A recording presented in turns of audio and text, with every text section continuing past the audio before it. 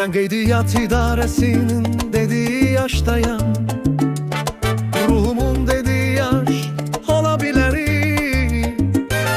Çoxlarının deməyə cəsarət etdiyi yaş, yoxsa insanları bədbəxt edən yaş. Mən qadınların dediği yaşdayam.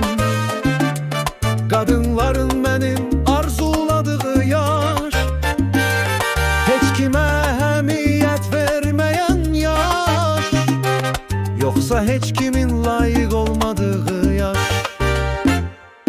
Sizin neçə yaşınızın nə əhəmiyyəti var? Əlinizdə olan pulun nə əhəmiyyəti var? Əsəy yaşın sənin üçün nə əhəmiyyəti var? Nə qədər ki sırf pislik etmək üçün yaşamırsan, həyatınızı sadəcə sərvət toplamaq üçün yaşamayın. Sahib olduğunuz az və ya çox şeylə xoşbəxt olun. Öləndə axirətə heç nə götürmürük.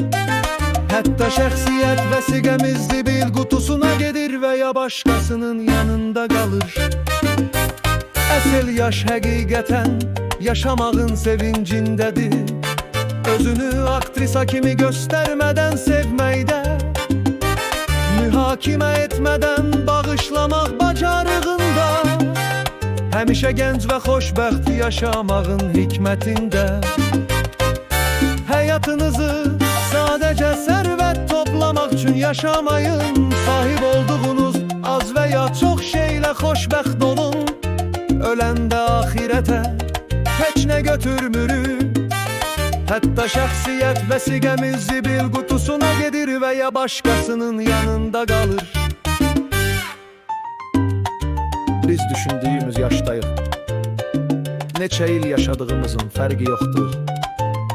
Xəbərdarlıq etmədən neçə gün keçsə də, ancaq hər gün qeyd edə biləcəyimiz xoşbəxtlik. Həyatınızı sadəcə sərvət toplamaq üçün yaşamayın. Sahib olduğunuz az və ya çox şeylə xoşbəxt olun. Öləndə axirətə heç nə götürmürük. Hətta şəxsiyyət vəsiqəmiz zibil qutusuna gedir və ya başqasının yanında qalır.